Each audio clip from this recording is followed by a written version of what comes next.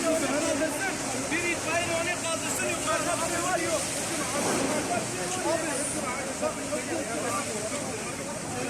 Ama dedim ki ama şey dışından gelmiyor yani bir mesafemiz 10 metre.